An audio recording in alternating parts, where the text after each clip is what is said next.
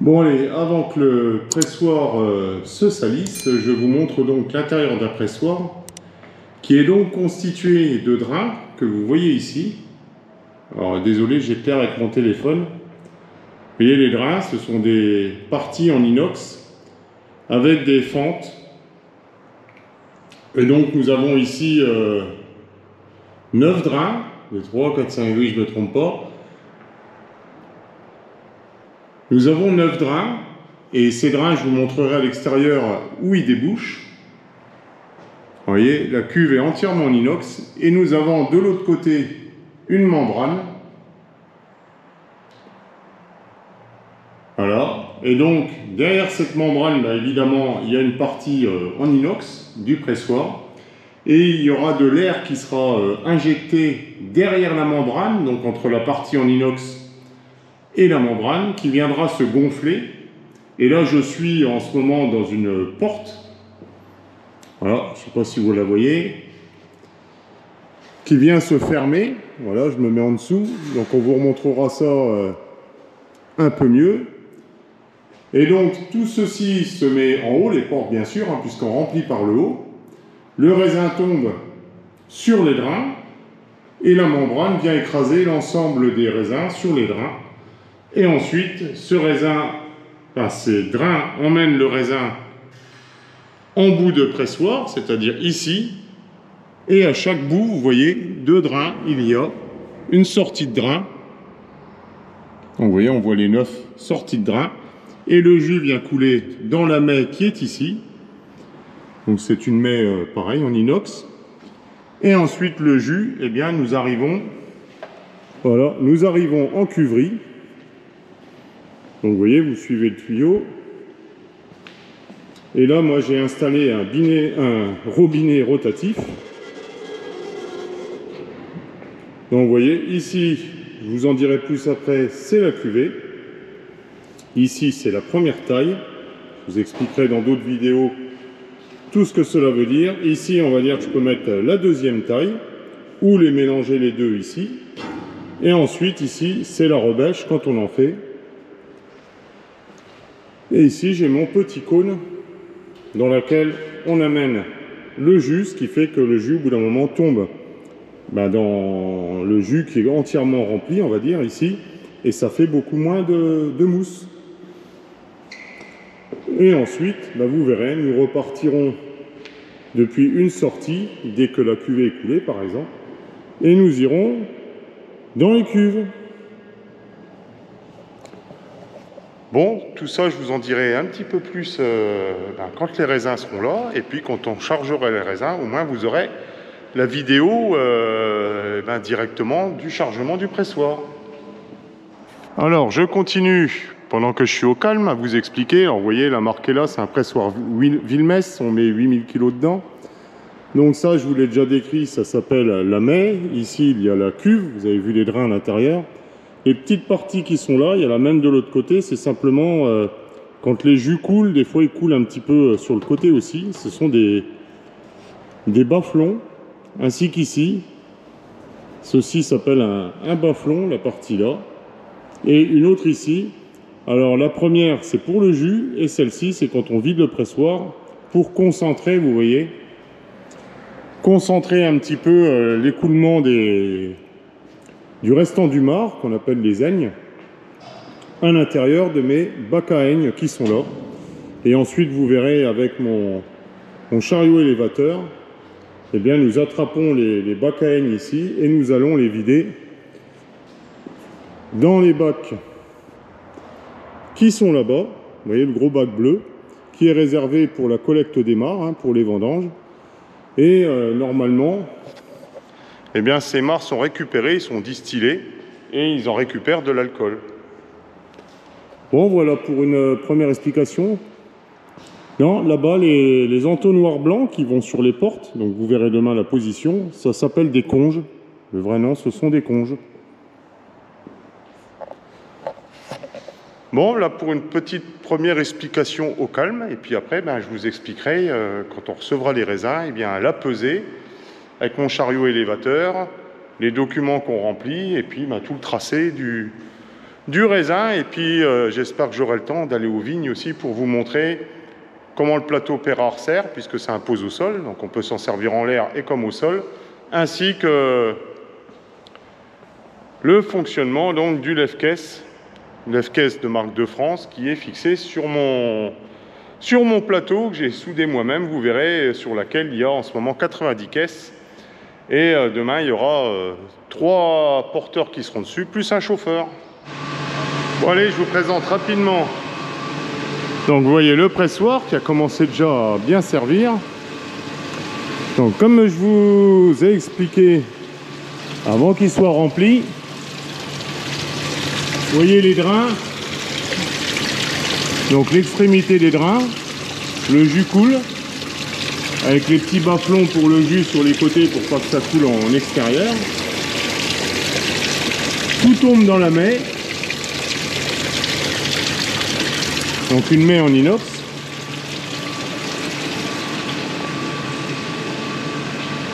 Vous voyez, pas beaucoup de raisins en attente, hein. Et bien sûr, on les met au frais.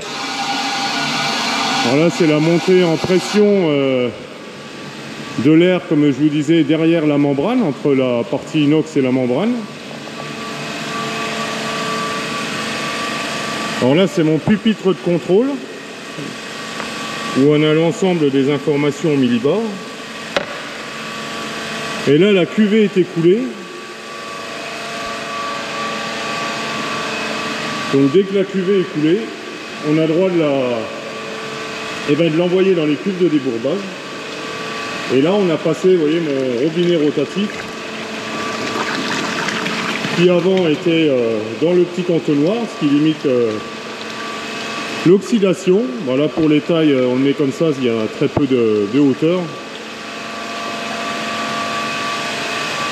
Et donc on en est à notre deuxième pressoir. Donc vous voyez, un pressoir c'est une cuvée plus les tailles. Donc j'ai ma cuvée ici, ma taille en dessous. En ce moment on est en train de passer la cuvée de mon marc numéro 2 dans ma cuve. Et une fois que la taille sera finie de couler, eh bien on viendra la mettre dans la cuve en dessous. Comme ça, un pressoir égale une hauteur de double cuve. Et puis quand ce sera le moment du débourbage, eh bien je viendrai vous expliquer. Bon, j'espère que vous m'entendez parce que là, ça fait du bruit.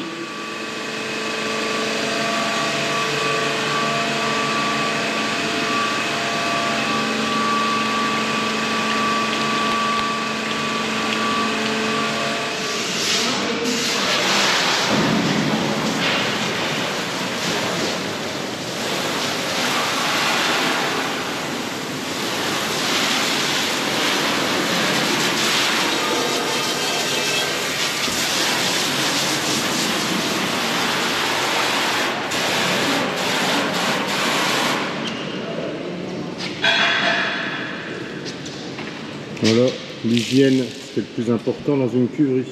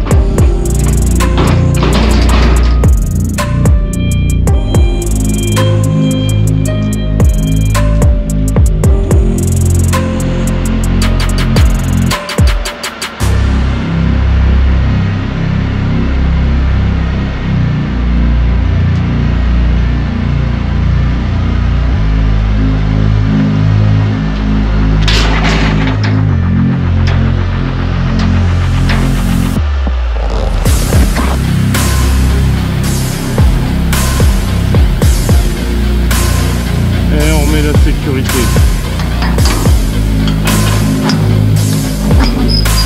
Hop, je fais tout de suite la deuxième sécurité pour éviter que le baccaeigne tombe dans le gros bassin dedans. Et on tourne au pressoir.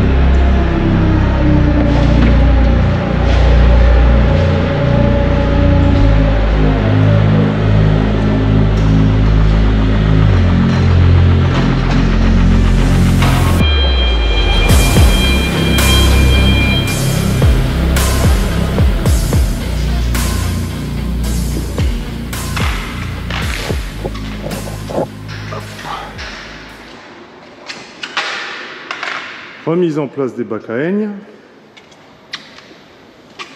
Et comme je vide mon pressoir en 2 fois, et ben maintenant on va le faire tourner jusqu'à temps qu'il soit vidé. Donc là vous voyez, je l'avais mis en sécurité. Toc, je retire la sécurité. On est bien en fonction pour pivoter. Ici, pardon.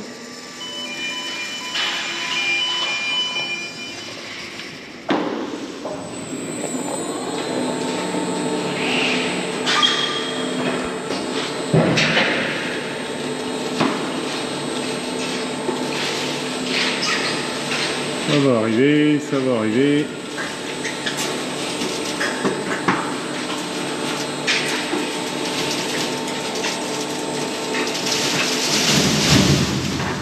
Et voilà.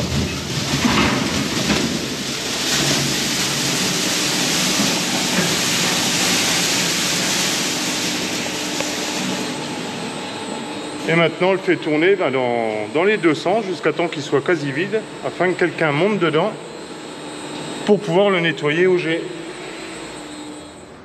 Bien voilà, j'ai fini de faire tourner eh bien, le pressoir pour que le maximum d'aigne tombe. Et maintenant, comme vous pouvez voir, il est plutôt sale.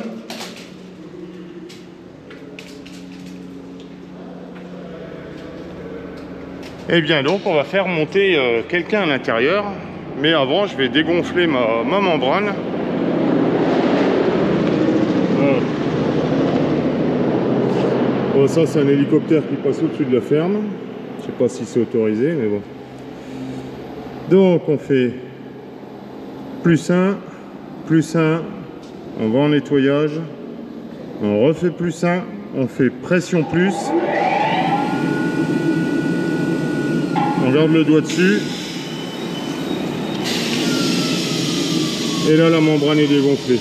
Donc j'ai créé une erreur sur mon pressoir, mais en fin de compte, la membrane est souple alors qu'il n'y a de base aucune position pour la rendre souple. Et c'est beaucoup plus facile à nettoyer.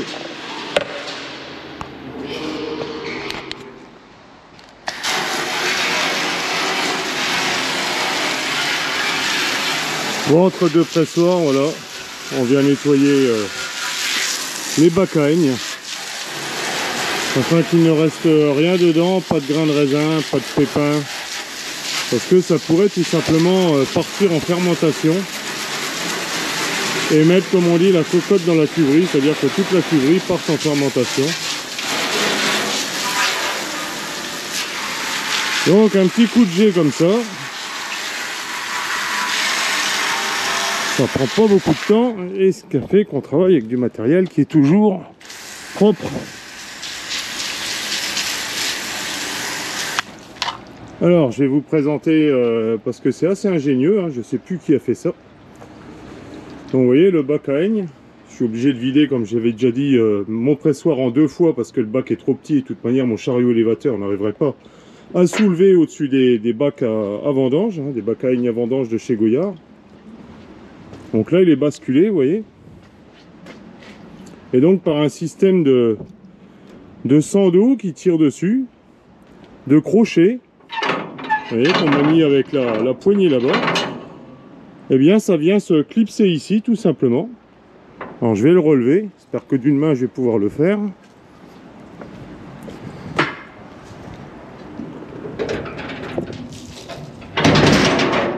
Voilà, ça y est, d'une main, je l'ai fait. Donc, vous voyez, là, c'est venu se reclipser ici. Et puis devant, ben voilà, ça s'est reclipsé ici et là-bas. Bon là j'ai la sécurité, je vais la remettre après, qui vient ici. Et vous avez vu, avec l'habitude, on met un petit peu plus de poids devant. Quand on vide le pressoir, on le fait tourner dans un certain sens, ce qui fait que c'est plus chargé ici. Quand on arrive, vous l'avez vu dans la vidéo, au-dessus du bac à vendange, il suffit de retirer la petite tirette de sécurité, de tirer dessus et tout bascule automatiquement. Donc c'est monté sur 4 roues et on peut l'attraper avec le chariot élévateur, et les portes devant s'ouvrent automatiquement. C'est vraiment bien pensé.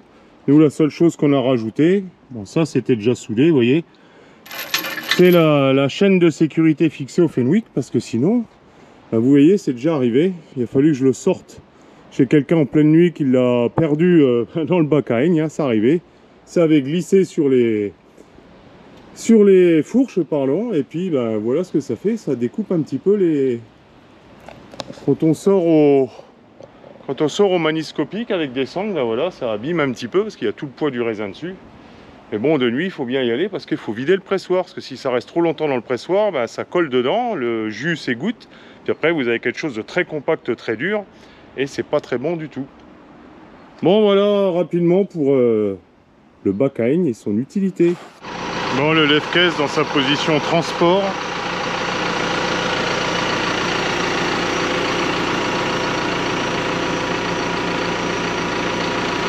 Le plateau fabrication maison.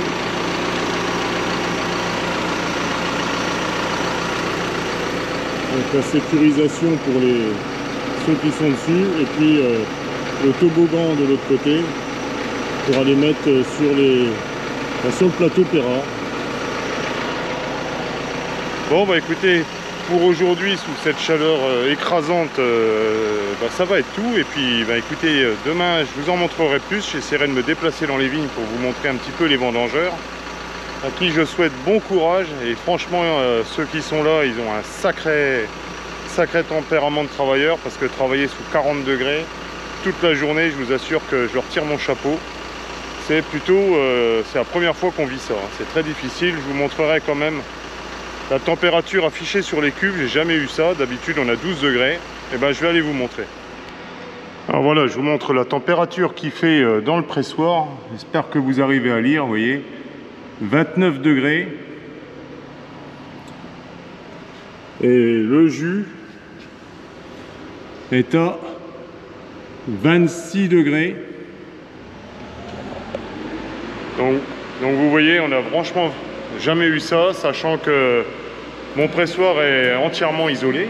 Et d'habitude ici il fait plutôt, quand il faisait des vendanges chaudes au mois d'août, comme l'année dernière, il faisait 15-16 degrés on va dire. Mais là, monté à 29 degrés. Alors, je vous parle pas dehors, c'est bien pire. Bon allez, je vous dis à demain et bonne fin de journée à tous, salut!